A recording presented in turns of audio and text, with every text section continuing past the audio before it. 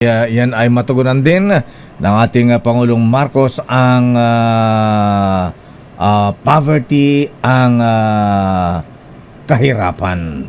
The country exhibits healthy signs of post-pandemic resilience comparable to strong economies in our region. Our poverty rate has significantly dropped to 15.5%, down from 18% in 2021. Hindi ramdam ng iba nating kababayan, Mr. President. Ayan, hindi ramdam yung mga nadaanan ko kanina na natutulog sa bangketa. Ayan, nakakaawa din. May mga bata pa. Sa mga nakalipas na buwan, nakita natin ang pagbaba ng presyo ng bilihin sa iba't ibang mga sektor. Napatunayan natin na kayang maipababa ang presyo ng bigas, karne, isda, gulay at asukal.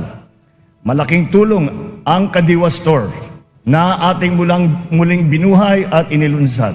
Ang layunin ng Kadiwa ay pag-ugnayin ang mga magsasaka at ang mga mamimili. Walang iba pang namamagitan. Wala nang dagdag na gastos at patong. Maganda ang kita ng magsasaka, nakakatipid din ang mga mamimili. Mukhang dinatupad dyan, Mr. President.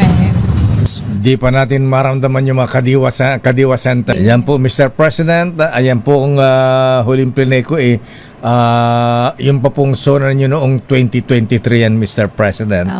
Nasaan yung mga Kadiwa? Huwag mo nang banggitin, Mr. President, yung flood control project. Nakakaiyak yun lakay. Ang korupsyon na Mr. President, 3.25 na lang ngayon.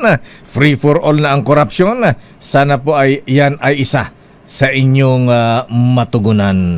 Kaya dapat, Mr. President, ayan, kahit kaibigan nyo yan, kahit kababatan dyan, pagka-involve ng korupsyon yan, sibakin na yan. Marami pa, Mr. President, ang hindi po natupad sa inyong mga pinangako. Ayan, Ano pa yan lakay? sa mga nakalipas sa ninyong zona.